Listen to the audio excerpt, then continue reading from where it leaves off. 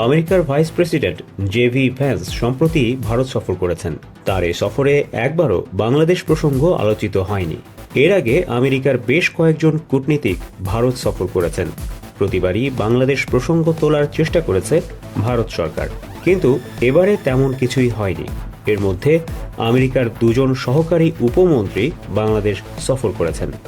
বিশ্লেষকরা বলছেন, ভারত এই মুহূর্তে অর্থনৈতিক চাপে আছে।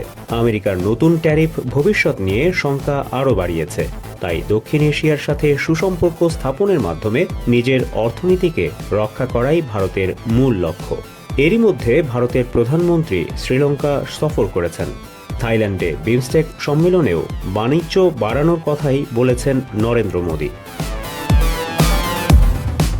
রাজনীতি বিশ্লেষকদের মতে ভারত এখন হাসিনাকে নিয়ে খুব বেশি আগ্রহী নয়। ভারতীয় মিডিয়া কয়েক সপ্তাহ ধরে হাসিনা বিরোধী খবরই বেশি প্রকাশ করছে, কারণ বাংলাদেশে ভিসা ও পণ্য পরিবহন বন্ধ করে অর্থনৈতিকভাবে চাপে পড়েছে ভারত। হাসিনা এখন ভারতের জন্য শাঁখের করাত হয়ে দাঁড়িয়েছে। শুধু তাই নয়, এরই মধ্যে বাংলাদেশ সরকার শেখ হাসিনাকে দেশে ফেরানোর জন্য ইন্টারপোলে চিঠি দিয়েছে বাংলাদেশ। যদিও ইন্টারপোলের অনুরোধ রাখতে ভারত সরকার বাধ্য নয়, কিন্তু ইন্টারপোল রেড নোটিশ জারি করলে হাসিনাকে ভারতে রাখা ঝুঁকিপূর্ণ হয়ে পড়বে। বিষয়টি বাংলাদেশ ভারত সম্পর্কেও প্রভাব ফেলতে পারে। সেক্ষেত্রে হয়তো আবার পালাতে হবে শেখ হাসিনাকে। তবে তার জন্য আন্তর্জাতিক অঙ্গনের দুয়ার ক্রমেই বন্ধ হয়ে আসছে।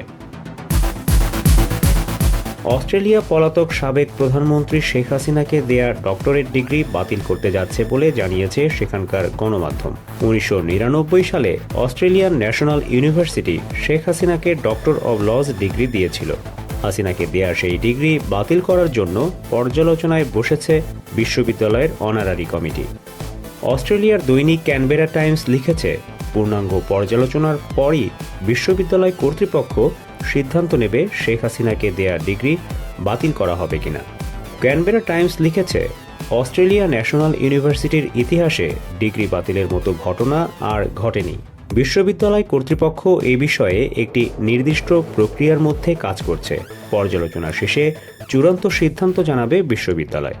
হাসিনার ডিগ্রি বাতিল করা হলে বিশ্ববিদ্যালয়টির 80 বছরের ইতিহাসে শেখ হাসিনাই হবেন প্রথম ব্যক্তি যাকে একবার সম্মান দিয়ে আবার বাতিল করা হলো। ঘরে বাইরে ক্রমাগত কোণঠাসা হয়ে পড়েছেন শেখ হাসিনা। ভারত যদি তাকে শেষ পর্যন্ত রাখতে না চায়, তাহলে এবার কোথায় যাবেন শেখ হাসিনা?